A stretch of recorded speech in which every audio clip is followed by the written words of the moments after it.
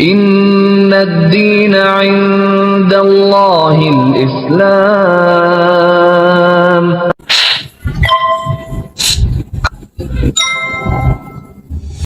Jadi kelas 2 itu punya pacar, terus Islam gitu kan. Terus habis itu kelas 3, sampai kelas 3, itu terus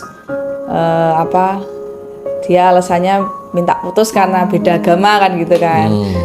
Ya saya kan juga nggak bodoh ya, maksudnya nah, dulu katanya kan serius pengennya kan gitu kan. Nah kalau serius udah tahu saya Kristen kan, masa terus sekarang setelah 2 tahun baru ngomong beda agama kan lucu kan gitu kan. Terus habis itu ya saya terus gini, udahlah gini aja, saya tak coba belajar agamamu, saya kan gitu kan. Karena saya sebelumnya juga nggak pernah mau tahu sih tentang Islam gitu kan. Jadi benar-benar tertutup informasinya, saya nggak paham gitu kan. Kan taunya kan yang jelek-jeleknya aja. Kayak Nabi Muhammad itu kan katanya suka perang lah, suka nikah lah, ini dan itu kayak gitu. Taunya cuma yang negatif-negatifnya aja. Terus Assalamualaikum warahmatullahi wabarakatuh. Saya Diana Ratnasari, biasa dipanggil Diana.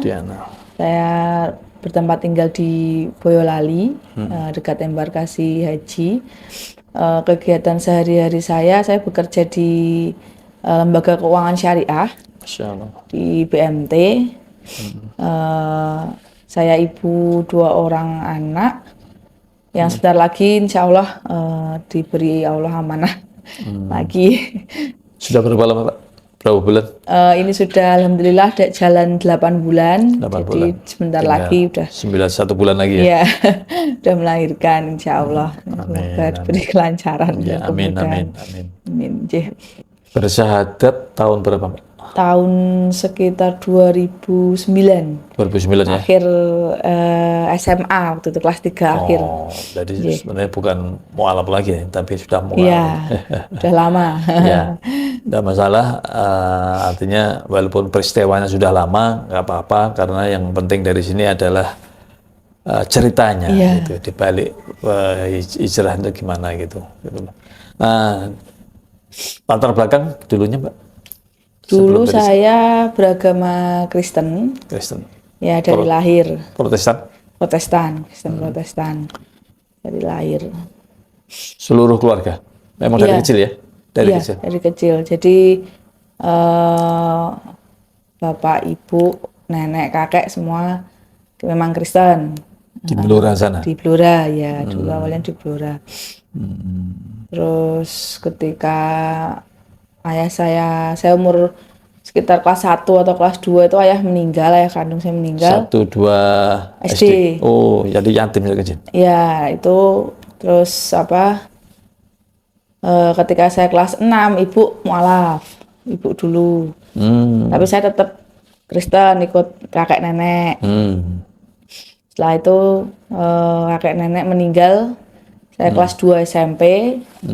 Saya tetap Kristen, jadi tinggal saya sendiri yang masih Kristen.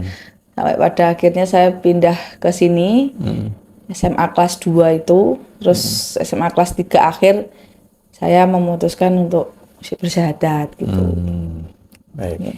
Sebelum dilanjut, sebagai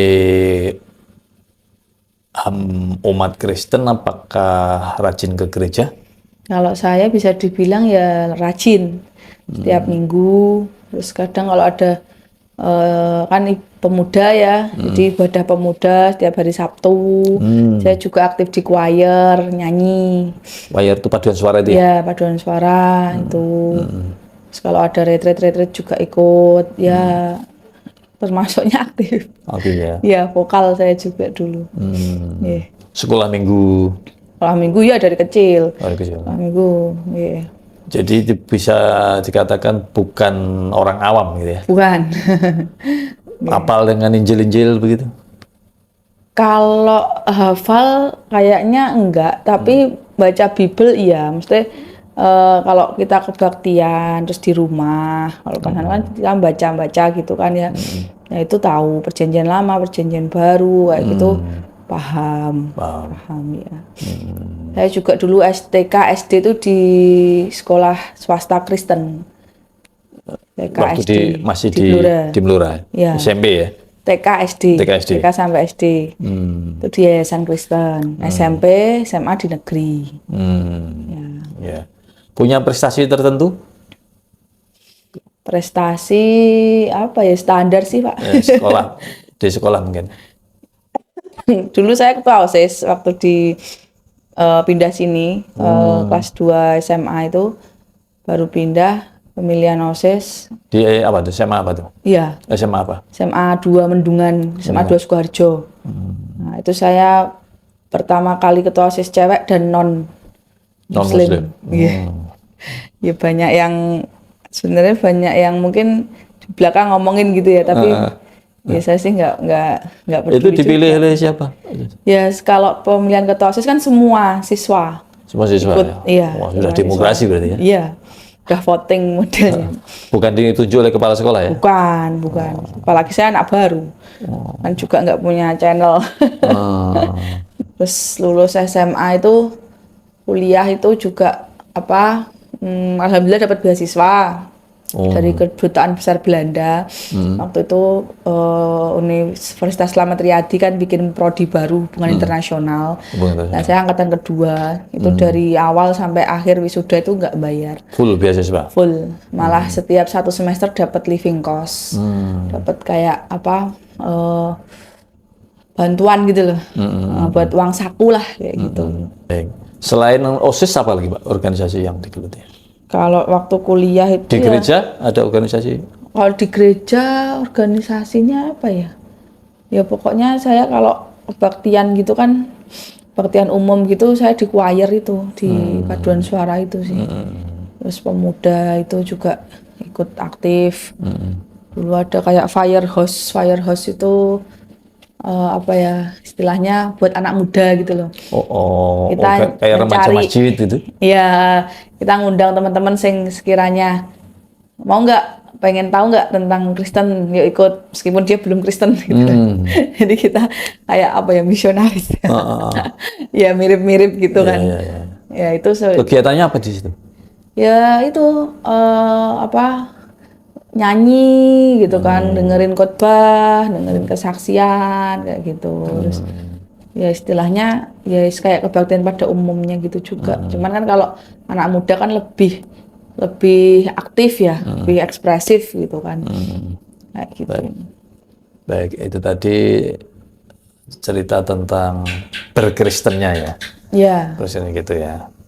Nah, sekarang mulai ke gimana nih ceritanya kemudian meninggalkan agama yang sudah dianut sejak kecil, remaja bahkan aktivis gitu. Cerita tentang berkristennya ya. Iya. Kristen gitu ya. Nah, sekarang mulai ke gimana nih ceritanya kemudian meninggalkan agama yang sudah dianut sejak kecil, remaja bahkan aktivis gitu. Kalau sejarahnya dulu sebenarnya awalnya itu ya sudah sering cerita di tempat lain juga ya, itu karena pacar sebenarnya. Karena pacar? Saya pacarnya seorang Muslim? Ya. Di SMA? Di SMA. Cita-cita dari SMA? Jadi kelas 2 itu punya pacar, terus Islam gitu kan, terus habis itu sampai kelas 3 itu terus dia alasannya minta putus karena beda agama kan gitu kan. Ya saya kan juga nggak bodoh ya, maksudnya nah dulu katanya kan serius pengennya kan gitu kan.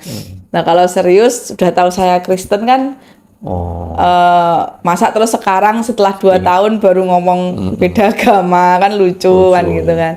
Terus habis itu ya saya terus gini aja, saya tak coba belajar agamamu, saya kan gitu kan.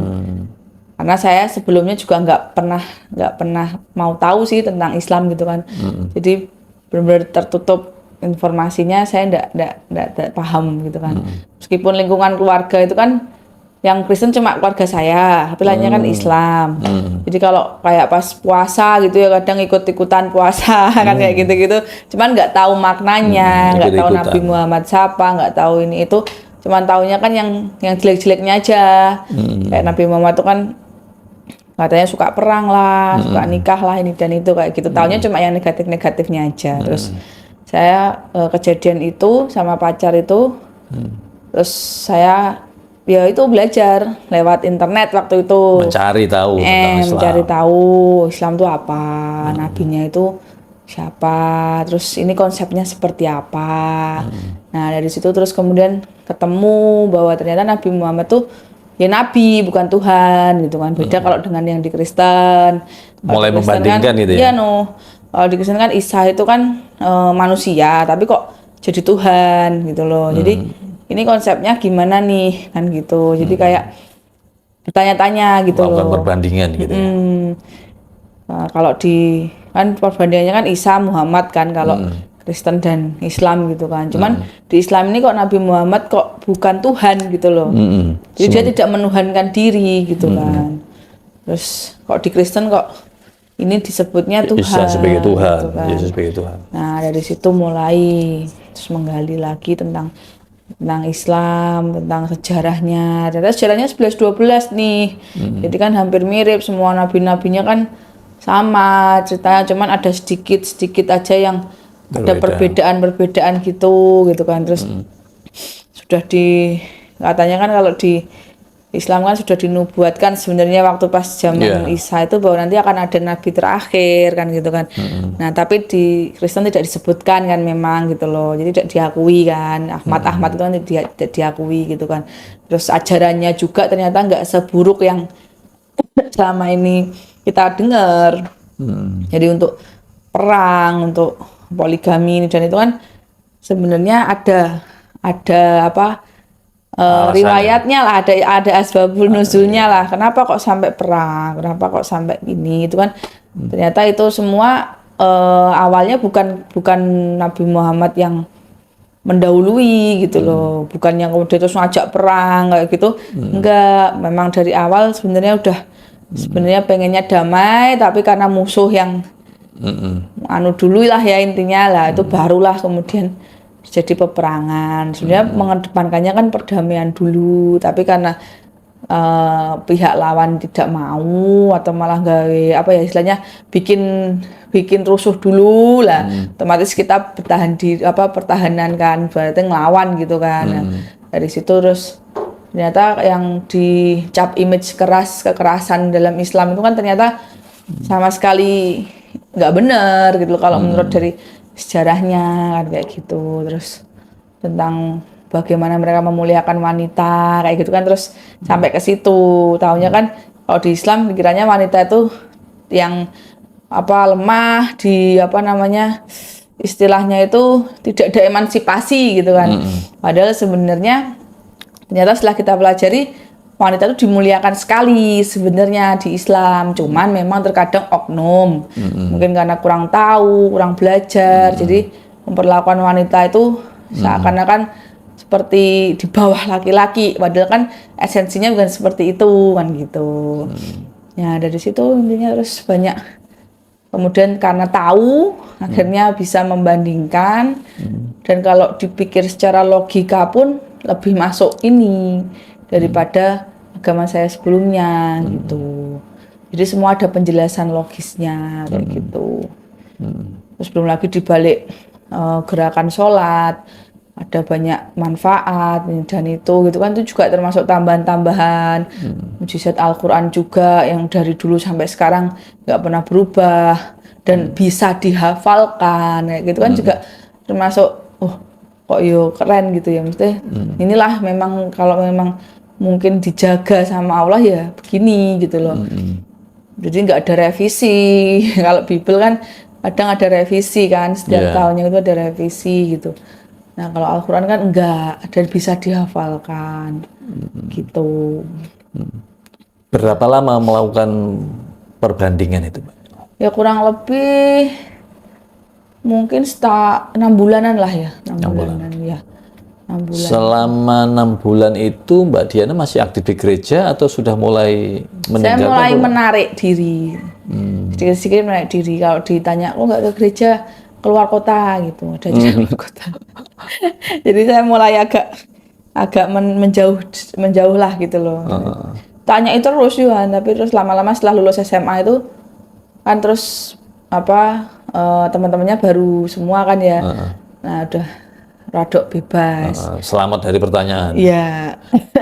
Itu yang tanya dari keluarga, dari Teman-teman gereja juga. gitu ya. Tapi belum tahu kalau di Bali itu sebenarnya Mbak Diana lagi Belum. pencarian laku perbandingan gitu ya. Belum tahu. Nah, Kalau saya alhamdulillah keluarga kan karena sudah muslim semua. Jadi ibunya sudah tadi ya, ibu ya sudah itu percaya. udah, itu jadi tidak ada kendala, malah mensupport gitu loh. Ya.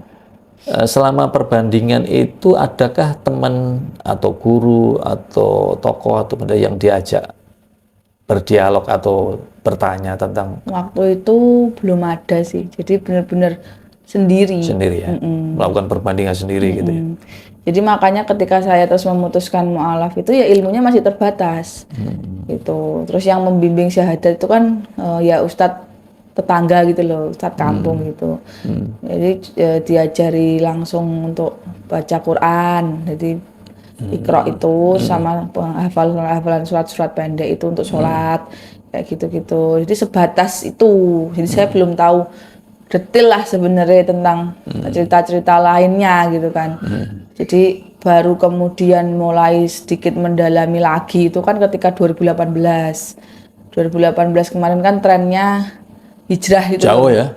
Iya. Jadi 2008. Mulai benar-benar menggali benar-benar sampai akhirnya mesti lebih mendalami tentang Islam itu baru 2018. Bedanya di sini juga, saya juga ngerti bahwa kalau di Kristen itu kan nikah kalau bisa 1 seumur hidup kan seperti itu. Kondisi seperti apa ya wis itu nggak bisa cerai, bahkan ada yang seperti itu kan. Nah tapi di Islam ini ternyata hidup realistis gitu loh. Jadi ada memang yang kalau memang itu mudorotnya banyak, ya kita memang ada pilihan nih, apa cerai gitu kan. Jadi bukan terus kemudian ngajarin kawin cerai enggak. Cerai itu pilihan terakhir udah, kalau memang misal benar-benar udah nggak bisa diperbaiki lagi kan kayak gitu, benar-benar udah menyiksa satu dengan yang lainnya atau gimana gitu kan, ada solusi nih gitu loh. Jadi talak itu tadi kan. Jadi ya yo Islam tuh keren ya, semuanya itu ada solusinya gitu loh. Semua itu dibahas gitu kan. Mulai dari bangun tidur, sampai tidur lagi, bahkan masalah rumah tangga. Nah, itu ada semua. Jadi saya semakin wah, ternyata Islam tuh keren gitu loh. Jadi semakin ngerasa bahwa komplit nih, memang benar-benar agama ini tuh wis memang yang terbaik gitu loh. Karena apapun ada aturannya, ada disebutkan aturannya gitu loh, jelas, secara jelas dan gamblang seperti itu. Nah jadi ya itu tadi setelah cerai 2018 itu mulai aktif ngaji kayak gitu. Terus ikut juga ada salah satu komunitas ya pemuda juga sih, tapi meskipun saya udah umur waktu itu berarti udah umur berapa ya, 28 ya, 27 28 ya nggak apa-apa, saya ikut aja gitu kan. Teman-temannya meskipun teman-teman kuliah 28 masih muda. teman-temannya kan itu banyak yang masih kuliah Pak, masih umur 20 21 kan. Saya kan udah 28 kan, maksudnya agak telat sebenarnya, tapi ya nggak apa-apa ya. Itu kayak pengajian pemuda kayak gitu, kayak yuk ngaji itu kan yang dari Ustadz Felix itu. Nah itu kan terus saya ikut itu. Nah jadi dari situ semakin lebih paham lagi tentang Islam dan gitu. Ya terus Baik. alhamdulillah sih. Nah sebelum, artinya berarti mantep berislam itu sesungguhnya tahun 2018 itu ya? Artinya secara pengetahuan lebih dalam itu menggalinya dari 2018 itu, baru 2018 itu. Nah, pernahkah terlintas ini masa setelah syahadat sampai kemudian tahun 2018 itu, pernah terpikir untuk kembali ke agama lama? Nah, itu kan mungkin karena kekecewaan. Sebenarnya kan Jadi memang benar apa namanya ya kita itu hidup kan memang diuji ya Pak ya. Tapi kemudian ketika waktu saya dari 2009 sampai 2017-18 sebelum cerai itu sebenarnya banyak yang ngajak untuk balik gitu kan. Maksudnya dalam artian ayo balik lagi aja gitu kan. Tapi saya terus gini, loh, kalau saya kemudian balik ke agama saya sebelumnya, berarti kemarin saya itu memeluk Islam itu karena apa gitu loh?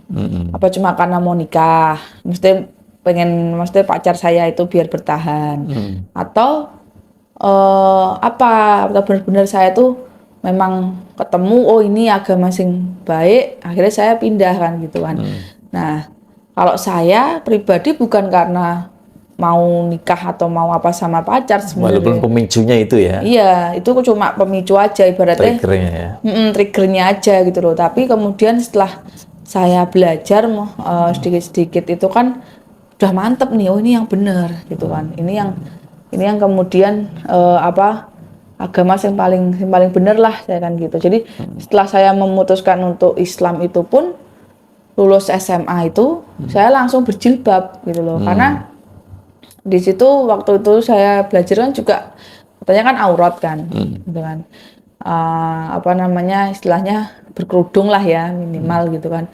Meskipun mungkin masih banyak kekurangan tapi kan itu wajib gitu loh. Jadi udah saya cuma itu aja sih modelnya langsung berjilbab udah gitu. Terus sampai sekarang ini kan gitu kan. Dari ini awal dulu berikrar bersyahadat itu yang dirasakan Mbak Diana berat dalam mengamalkan Islam waktu itu apa?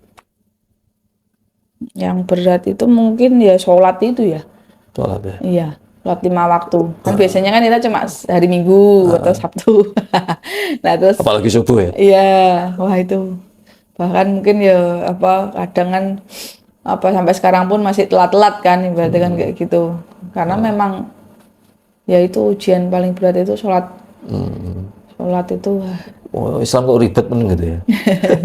Tapi sebenarnya di balik itu pun ada kebaikan juga. Kita diajari untuk tertib lah ya waktu gitu kan. Oh ini saatnya ini, oh ini saatnya ini. Jadi pas gitu loh takarannya. Oh subuh pagi sebelum berangkat beraktivitas. Habis itu oh istirahat nih siang duhur. Oh rehat nih pulang kerja ngasar. Terus maghrib saatnya. Berarti nanti sebelum tidur gitu kan. Terus Isya itu kan berarti ya kita udah habis terus istirahat sejenak gitu kan, bercengkrama sama keluarga, mau tidur Isya udah harus tidur kan kayak gitu. Jadi lebih mengatur waktu gitu loh. Keren sebenarnya. Berarti tantangan boleh dibilang mulus ya. Iya sih, kalau saya nggak ada kendala yang drama yang seperti apa gitu nggak ada. Seperti sering dialami harus dikucilkan dari keluarga. Nggak perlu, karena memang keluarga juga malah tinggal saya sendiri yang belum Islam kan gitu. Tentu seneng ya, keluarga yang seneng. Seneng waktu itu ayah sambung saya ya berarti ya itu ya. Waktu itu kebetulan pas berangkat haji kan. Ayah sambungnya sudah Muslim ya? Iya, kan ibu mualaf kan karena ayah itu kan gitu. Terus habis itu ya udah ya senang banget alhamdulillah tahu nek anak sambungnya terus sudah memeluk Islam gitu. Ya, alhamdulillah ini sudah klimaks ini acaranya. Baik, sekarang aktivitas keislamannya apa Pak? Ya kalau saya sementara ini itu di Mu'alaf Center. Mu'alaf Center. Ya, Mu'alaf Center. Ya bantu-bantulah di sana. Ini alhamdulillah sekarang sudah jadi yayasan resmi. Jadi insya Allah nanti depannya semoga kegiatannya lebih bermanfaat lagi. Amin. Ya nggak cuma pensyahadatan tapi juga melakukan pembinaan, bimbingan seperti itu pada mualaf-mualaf. Tuh. Sebagai pengurus ya sekarang? Iya, sekretaris kalau. Sekretaris. Baik. Baik. Maksudnya ada yang mau ditanya? Ada yang ingin tahu?